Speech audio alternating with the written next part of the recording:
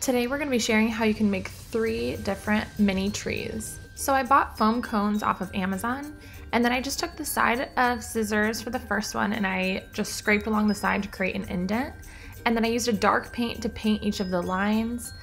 And then I mixed up baking soda with a lighter paint and covered that on the outside. And then I kind of just did a few coats of both of those and smudged them together to make it look a little more natural, like a fake ceramic. And then for the greenery tree, I just painted the base cone green, and then I used hot glue to attach pine along the edges.